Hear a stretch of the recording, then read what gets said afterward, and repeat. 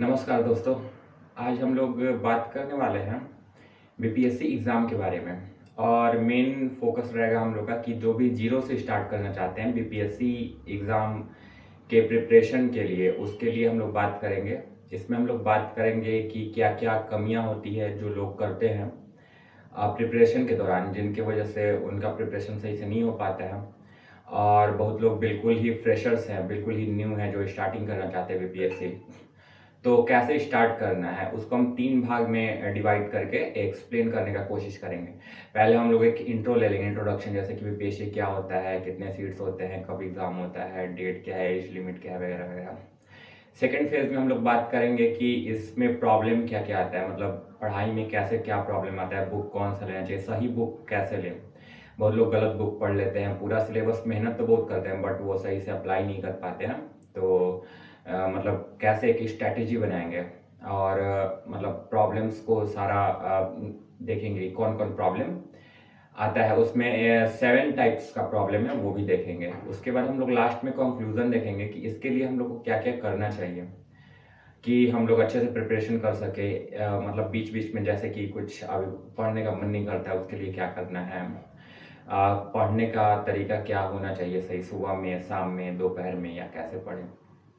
Coaching कितना important है, NCERT कितना इम्पोर्टेंट है, और बुक कितना इम्पोर्टेंट है, क्लास नोट्स, शॉर्ट नोट्स, ये सारा कुछ बात करेंगे। तो मैं हूँ, मेरा नाम है अनुज कुमार, और अब हम लोग शुरू करते हैं हमारा बीपीएससी एग्ज़ाम। सबसे पहले हम लोग जान लेते हैं बीपीएससी एग्ज़ाम होता क्या है।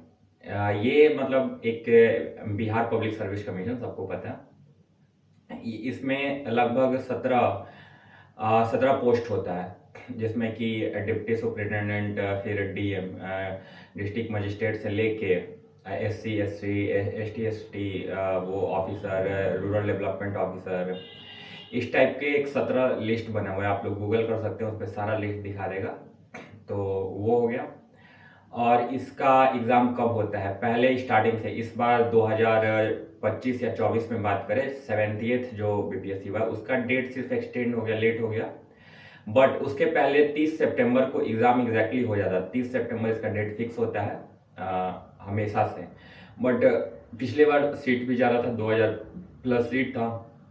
और ये कुछ प्रॉब्लम भी हो गया था, पेपर लीक हो गया, क्या क्या हुआ, मतलब supreme court, high court case चला, और उसके वजह से डेट एक्सटेंड होते गया। तो इस बार एग्ज़ाम थोड़ा लेट हुआ था, बट उम्मीद है कि 71st बीपीएससी से टाइम पे ही एग्ज़ाम ले लिया जाएगा। बाकी एज लिमिट इसका 20 साल होता है। ग्रेजुएशन डिग्री इसके लिए रिक्वायरमेंट होता है, आपका ग्रेजुएशन पास आउट होना चाहिए, और 20 साल से आपका एज ज़्यादा होना चाहिए। अपेयरिंग में इसको आप नहीं भर सकते हैं, आपका डिग्री प्रॉपर होना चाहिए। बाकी इसका भरने का भरने एप्लीकेशन आ जाता है लगभग सितंबर, जून जुलाई में इसका फॉर्म फिलअप होने लगता है। तो उस टाइम आप लोग फॉर्म फिलअप कर सकते हैं। बाकी आपको एडमिट कार्ड 1-2 सप्ताह पहले मिल जाता है। उसके बाद ये 3 फेज में होता है। तो वो प्रीलिम्स के लिए पहले फॉर्म भरेगा, प्रीलिम दीजिएगा सितंबर में, जिसमें कि 150 क्वेश्चन होते हैं, नेगेटिव मार्किंग होता है 1/3। और उसके बाद 4 पेपर एसए होता है, नहीं नहीं सॉरी सॉरी, जीएस 1, उसमें मतलब एक ही पेपर होता है जिसमें कि 5 सब्जेक्ट होते हैं। और वो 150 क्वेश्चन आता है, जिसमें से कि geography, history, polity, Bihar special, science and tech, और करंट अफेयर्स, इतना सारा कुछ आता है। शायद कुछ छूट गया होगा, तो उसके लिए मतलब देख सकते हैं, 5-6 सब्जेक्ट है। तो सारा मिला जुला के लगभग 150 क्वेश्चन आता है, और उसमें आपको टिक करना होता है। ये सिर्फ मतलब एमसीक्यू होता है, जो कि टिक करने लिखना कुछ नहीं होता है। उसके बाद जो मेंस एग्जाम होता है, इसमें जो क्वालिफाई करता है वो मेंस में जाता है। मेंस में इस बार का 20,000 21,000 लगभग क्वालिफाई किया है लोग, लड़का लोग जो मेंस देने वाला है, उसमें से 5-6 हज़ार लास्ट इंटरव्यू तक जाता है, और फाइनली 2,000 का सिलेक्शन होगा। हर साल सीट 500 से 1,000 के बीच में रहता है, बट इस बार 2,000 था। तो हम लोग तो अपना प्रिपरेशन 500 से 1,000 सीट के लिए ही करने वाले हैं। बाकी अब इसके बारे में हम लोग बात करें, और भी अगर कोई क्वेश्चन रह गया हो इसके इंट्रोडक्शन से, तो आप लोग पूछ सकते हैं कमेंट में। बाकी अब हम लोग बात करते हैं कि इसमें प्रॉब्लम्स क्या क्या फेस करना पड़ता है हम लोगों को। इसमें सबसे प्रॉब्लम क्या क्या, मेन प्रॉब्लम हम बता देते हैं। प्रॉपर रिवीजन, और रिवीजन का मीनिंग क्या हम लोग समझते हैं, मतलब वो भी थोड़ा सा एक्सप्लेन कर देते हैं। कि अगर सिलेबस हो गया है और एक ही सिलेबस को बार बार पढ़ना, वो रिवीजन नहीं होता है। रिवीजन क्या होता है ना, कि एक बार आप अपना पूरा क्लास नोट्स या सिलेबस कंप्लीट कर लें और अलग अलग क्वेश्चन करें। मतलब सिलेबस बार बार पढ़ना वो रिवीजन नहीं है। रिवीजन है कि आप अलग अलग क्वेश्चन कर रहे हैं बार बार, वो रिवीजन है कि आपका पूरा सिलेबस का अलग अलग क्वेश्चन। मतलब कि जैसे कि सिलेबस आप पूरा कर लिए, उससे 100 क्वेश्चन आज किए, फिर अगला 100 क्वेश्चन उसी चैप्टर से, तो वो फिर अलग डायमेंशन से आप उसको देखेंगे और सॉल्व करेंगे। तो ये रिवीजन, प्रॉपर रिवीजन करना है। उसके बाद एक सब्जेक्ट पे फोकस बहुत लोग नहीं कर बहुत लोग करते हैं सिर्फ एक सब्जेक्ट पे, बाकी बहुत सारा हल्का में ले लेते हैं, छोड़ देते हैं। वो बहुत बड़ा मतलब प्रॉब्लम लास्ट में क्रिएट हो जाता है कि कुछ समझ में नहीं आता। जैसे इकोनॉमिक्स होता है, करंट अफेयर्स, लास्ट में लोग फिर कर नहीं पाते हैं। तो सारे सब्जेक्ट को साथ में लेके चलना है, बाकी प्रॉपर रिवीजन करना है। उसके बाद बैकलॉग, बहुत सारे लड़के लोग अभी ऑनलाइन एक्सेस मिल रहा है तो वो उनका क्लासेस छूट जाता है और वो फिर बैकलॉग मतलब छूटा हुआ ही रह जाता है और वो दोबारा नहीं कर पाते हैं। और वो सिर्फ लिख लेते हैं, पढ़ लेते हैं, तो उससे नहीं हो पाता। समझने के लिए वो पढ़ना जरूरी होता है। और इसमें प्रॉब्लम आता है बुक का, कि बुक कौन सा ले। बहुत लोग एनसीईआरटी वगैरह पढ़ते रह जाते हैं और फिर वो घटना चक्र नहीं देखते या फिर क्वेश्चन सॉल्व नहीं करते हैं।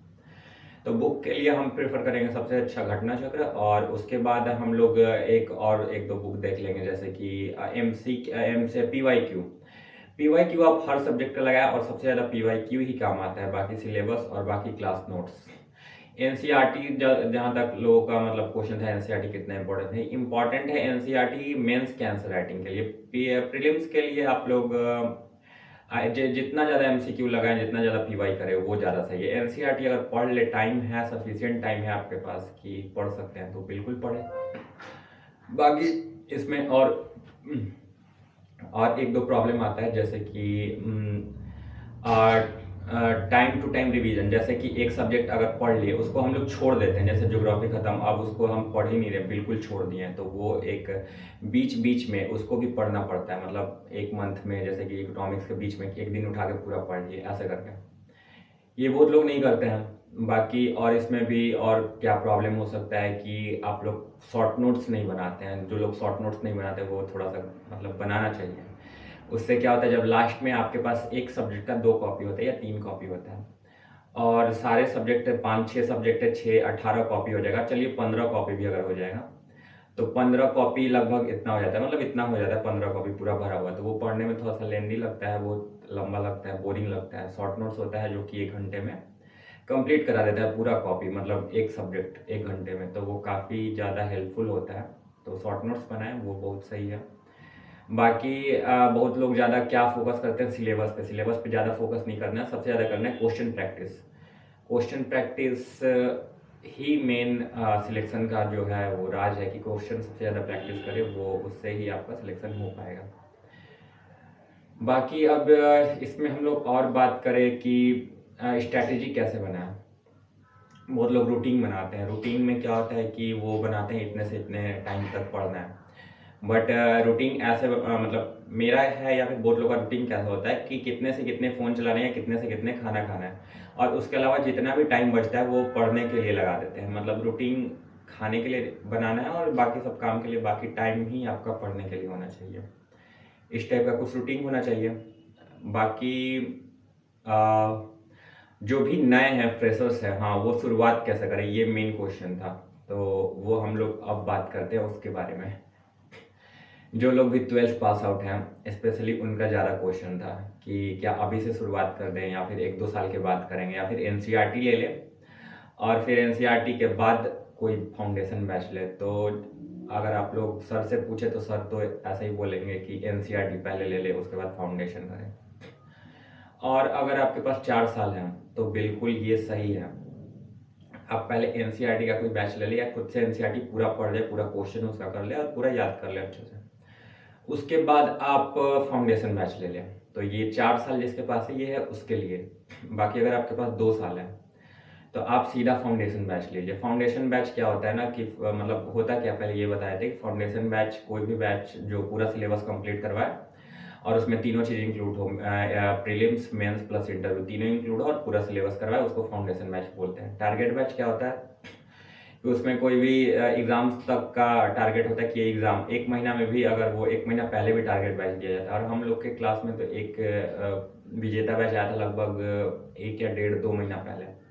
तो उसको हम टारगेट बैच बोल सकते हैं कि 2 महीना पहले और 2 महीना पूरा सिलेबस खत्म। बाकी फाउंडेशन बैच ही सबसे बेटर है, और बेटर है ऑफलाइन कोचिंग। ऑफलाइन कोचिंग मेरे अकॉर्डिंग काफ़ी अच्छा है। बाकी जो ऑनलाइन में अगर पढ़ पा रहे हैं, अच्छे से उनका फोकस हो जा रहा है, वो याद कर ले रहे हैं। हाँ, सिंपल सा बात है कि आप पता कैसे कर सकते हैं कि आपको कौन सा कंफर्टेबल है, मतलब ऑनलाइन कंफर्टेबल है या ऑफलाइन। सिंपल, आप एक सब्जेक्ट का पूरा सिलेबस करने के बाद अगर उसका क्वेश्चन PYQ IAS का, BPSC का या फिर UPSC का आप क्वेश्चन सॉल्व कर ले रहे हैं खुद से PYQ, इसका मतलब आपका पढ़ाई सही हो रहा है। आपको जरूरत नहीं है ऑफलाइन लेने का, आप ऑनलाइन भी कर सकते हैं।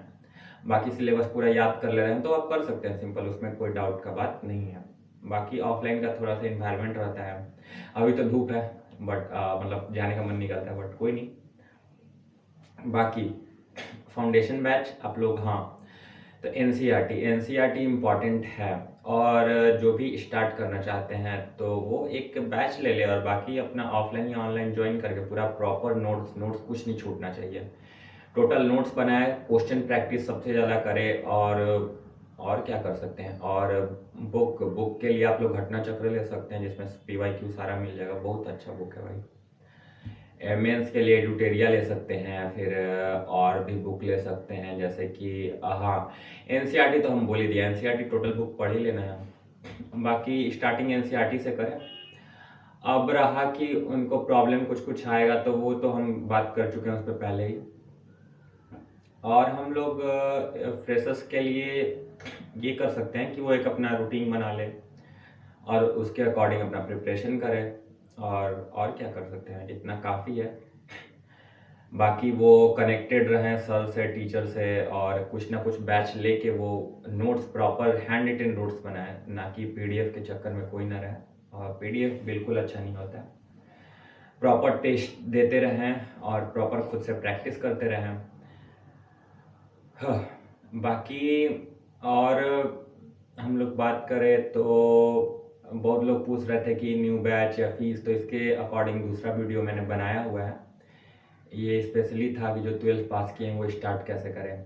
और अगर स्टार्टिंग करने के लिए मतलब पटना रहना है तो एक रूम लेना पड़ता है, फिर थोड़ा दिन रहना पड़ता है, फिर क्लास स्टार्ट होता है, फिर अपना प्रिपरेशन स्टार्ट करें। बाकी और भी इसमें क्या डाउट हो सकता है आप लोग का? अगर डाउट्स जो भी क्वेश्चन होगा आप लोग कमेंट कर सकते हैं। हाँ, कमेंट में आपको पूरा अच्छे से रिप्लाई दे दिया जाएगा। बाकी और भी कोई भी गाइडेंस चाहिए, किसी तरह का भी क्वेश्चन हो, डाउट रह गया हो मन में, तो आप लोग पूछ सकते हैं, क्योंकि ये वीडियो काफ़ी लंबा हो चुका है। तो अब हम लोग मिलते हैं नेक्स्ट वीडियो में। बाकी अगर आपको और भी कुछ किसी भी टाइप का प्रॉब्लम हो, आपको काउंसलिंग करवाना हो या फिर बात करना हो या फिर कोई भी प्रॉब्लम आ रहा हो स्टार्टिंग करने में, तो आप लोग पर्सनली भी बात कर सकते हैं, कमेंट कर सकते हैं, मैसेज कर सकते हैं। फिलहाल इस वीडियो में तो इतना ही। अब हम लोग मिलते हैं नेक्स्ट वीडियो में। इतना देर वीडियो देखने के लिए आप लोग का बहुत बहुत धन्यवाद। Thank you so much.